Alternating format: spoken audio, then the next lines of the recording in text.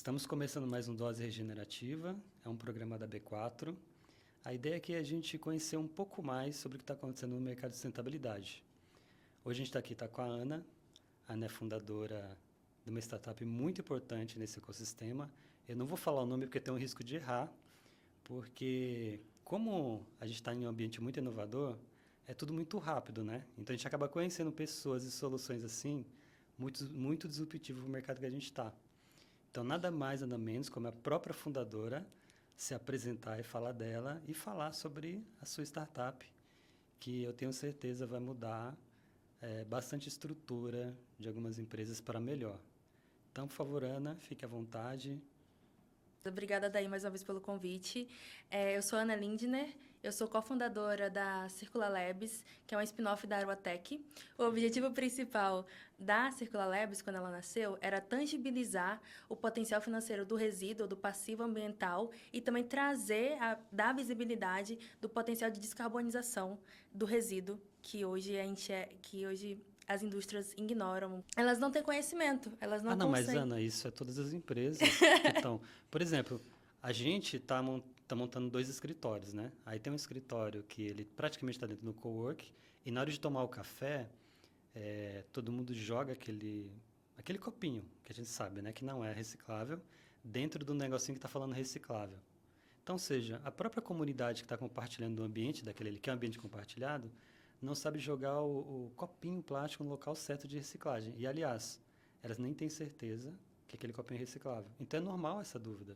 Muitas empresas não têm conhecimento mesmo, sabe, nesse ambiente. Justo. E aí a gente estava conversando, eu e o Gabriel, que é o meu sócio, e eu participei de um desafio de uma das maiores plataformas de IA do planeta no final do ano passado. Fala qual é esse desafio, porque isso é importante. Importante? Lógico que é impactante essa informação. Sua startup foi vencedora de um campeonato importante. Vamos lá. Foi um desafio da Lovable. Eles selecionaram mais de 200 projetos no mundo todo para participar desse desafio de 48 horas. Então, a gente tinha o desafio de construir uma solução que impactasse a sociedade, um grupo específico, poderia ser uma empresa, B2B, B2C, ou social. E aí eu escrevi a Circular Labs nesse processo. E a gente foi selecionado, e eu tive esse período, vou colocar assim, para construir a solução.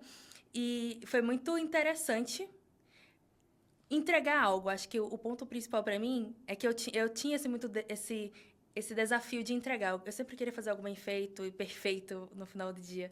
Só que ter um limite, ter um prazo para entregar algo, me forçou a criar algo de fato que fizesse uma transformação ali. E aí eu conversando com o Gabriel, que é o meu sócio, a gente acabou chegando na conclusão, bora fazer algo como spin-off da Aruatec, para tangibilizar esse passivo ambiental que existe, só que ninguém sabe quanto dinheiro que está na mesa. Então, vamos tangibilizar isso, bora traduzir isso, traduzir esse dado que é invisível. E aí eu acabei passando aí uns 2 dias, vou colocar assim, construindo essa solução. 2 dias? Sim, 48 horas. Uau, 2 dias. Mas você usou inteligência artificial para fazer Sim, algumas com coisas? certeza. Então, Com certeza. então seria legal entrar nesse tema assim, né? Porque às vezes o pessoal acha que inteligência artificial é assim, tipo, você vai lá, pergunta e tá tudo pronto, É né? uma linha muito tênue, porque quando a gente fala de sustentabilidade e IA, temos o impacto da próprio meio ambiente em relação à IA, mas a gente também pode usar a IA para potencializar e até mesmo nos trazer visibilidade do impacto climático. Então, não só o impacto climático, mas também o impacto que a gente pode causar nesses setores, como, por exemplo, o passivo ambiental, né? Como é que a gente dá essa visibilidade usando uma IA? Se fosse fazer esse processo, esse projeto anteriormente, seriam uns 6 meses, 1 ano. Fácil. Nossa, verdade. Mas me diz uma coisa, quando você começou a construir o projeto inteiro, nesses 2 dias, né? Qual foi a principal ferramenta ali de inteligência artificial que te ajudou a fazer isso rápido? Acho que um ponto que eu não coloquei, eu sou especialista em estratégia de Tá IA e vendo aí, ó? dados. Estamos descobrindo, hein, gente? Estamos descobrindo. Eu sou especialista em estratégia de IA e dados. Minha formação é sistema de informação. Eu já acompanho esse mundo há muito tempo.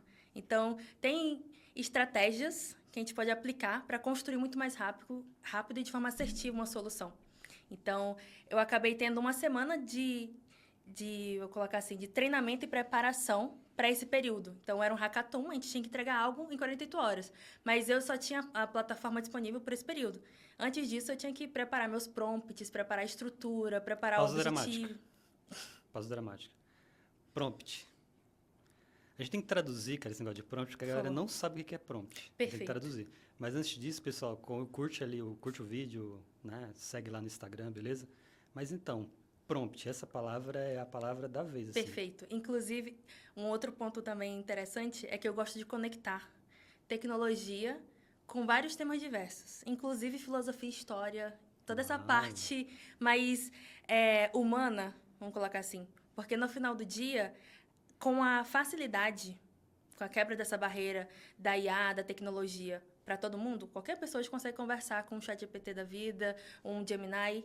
Você conversa através de prompts. Tudo que você manda para ele, aquele chatzinho de conversa é um prompt. Então, você conseguindo estruturar bem, fazer uma boa pergunta, que a filosofia nos ensina a fazer boas perguntas, a questionar o que está saindo, é o ponto principal para essa nova geração, para essa nova era que a gente está entrando, que é a era da IA. Quando a gente fala dessa nova era, a gente está falando de pessoas que fazem boas perguntas, que constroem, que são críticas com o que está recebendo também, mas que também constroem soluções a partir delas, sabe? Uhum. Então, vamos praticar aqui. Faz de conta que você é a IA, tá bom? E eu sou o usuário. Tá Aí bom. eu digo assim, eu vou fazer anexar aqui uma foto que eu tirei, tá?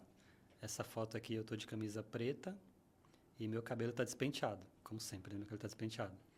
E aí eu digo assim para a IA, coloque a minha camisa preta e meu cabelo tem que ficar penteado. O que provavelmente ela entregaria pra gente? Ela vai te entregar a mesma foto que você mandou, refatorando ou mudando o seu penteado. Seria isso, porque sua camisa já era preta. Ela não vai mudar nada. E agora, se eu disser assim, eu quero essa mesma foto, e aí eu quero estar numa praia, e nessa praia eu quero que tenha 2 árvores no fundo, o sol no fundo, e eu não quero praia não, eu quero um rio, né? O que significa isso dentro do banco de dados, quando você dá muita informação para uma inteligência artificial? Ela consome mais energia, demora mais tempo a processar, o que acontece? Assim? Sim, inclusive bons pontos, né? Cada prompt que a gente manda, independente da ferramenta que você está usando, você está consumindo água. Por quê? Porque eu gero muita energia para resfriar aquele ambiente onde está sendo processado aquilo, eu preciso de água. Então, cada prompt que eu passo, eu consumo muita água, muita energia. Isso impacta, obviamente, todo o ecossistema envolvido, onde está inserido aquele servidor, onde está sendo processado, que pode estar em qualquer lugar do planeta, tá? E o principal ponto, quando a gente gera imagem ou ajusta imagem, é onde se mais gasta energia, é onde se mais impacta a natureza. Então, quando eu olho, inclusive, fotos geradas por IA, isso me dá um pouquinho de ansiedade, vou colocar assim, porque não é algo que é letrado para a sociedade. Não tá no Brasil como um todo, acho que o primeiro ponto a gente não tem letramento básico de informática, letramento básico de tecnologia. E a gente está numa era em que a sociedade como um todo teve acesso muito mais rápido à tecnologia do que acesso à educação. Então, a gente perdeu esse letramento, esse time de letramento. E agora, mais uma vez, eu estou com mais acesso e mais usuários usando IA sem letramento de IA. E quando a gente olha para isso, sem o letramento, eu não sei o impacto daquilo que eu estou usando ou causando, sabe? No final do dia. Eu sei o que é 1 mais 1 dá 2. Aprendi isso na escola, matemática. Uhum. Mas o quanto a gente não está preparado para esses cenários, porque a gente não tem esse letramento, sabe? E, inclusive, vou trazer um dado que eu comentei com você mais cedo. A China ela lançou o plano de ação dela para transformar a educação. Não é colocar mais uma matéria de IA, não é mais colocar uma estrutura de ferramenta de IA. Eles querem criar os cidadãos do futuro. Os cidadãos que criam as soluções, que estão preparados para a nova era. E aí eu olho para o Brasil, é inevitável a comparação, porque a gente ainda não tem nenhum letramento básico, sabe?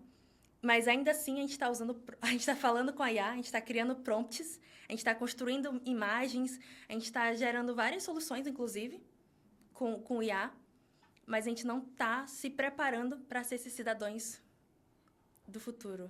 Não faz muito sentido.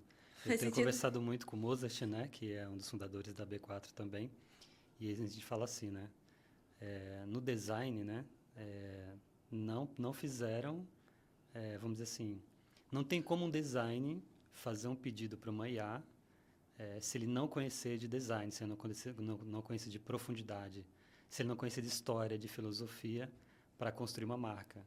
Então, a marca sai fria. Ela sai sem sentimento, sai sem emoção, sai sem aquele talento humano, né? Então, Sim. faz muito sentido. Inclusive, é a principal coisa que a IA vai exigir da gente, que a gente seja mais humano. Porque no final do dia, ela vai traduzir todos os dados que a gente tem. Ela já processa muito mais rápido que a gente, ela tem um QI muito mais rápido que a gente, porque ela tem dado. É isso que ela faz, ela recebe um dado, sai um dado. Mas o que falta é o nosso tato humano. Ela nunca vai substituir isso da gente. Muito bem. Muito bom escutar isso, viu? Alguém concorda comigo, né? Sim. Bom, a conversa está muito boa. A gente podia levar essa conversa para vários cantos aqui, mas a gente vai ter que ter outros episódios. Sim. E para terminar esse episódio, eu queria saber um pouco mais qual é o sonho da startup, da Ana, dos sócios, para os próximos... Até 2030, vai? Porque todo mundo está projetando 2030, né? 2030. Qual que é o sonho aqui até 2030?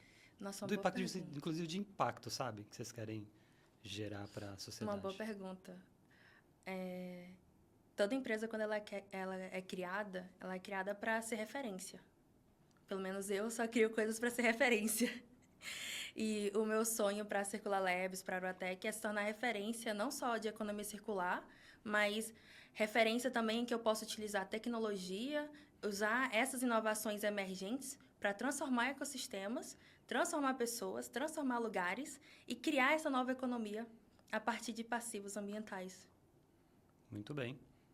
Parabéns pela startup, parabéns por tudo. Obrigada. E para finalizar, fala o que faz o teu principal produto e deixa o site, rede social para o pessoal seguir, que a gente vai deixar também marcado para o pessoal conhecer mais. Muito bom. A Circular Labs é uma ferramenta que tangibiliza passivos ambientais, então o potencial financeiro dela e o potencial de descarbonização. A partir de poucas informações, em 2 minutos você já consegue ter um relatório completo sobre esse potencial do seu resíduo. Muito bem, obrigado pela presença. Vamos gravar mais episódios, tá?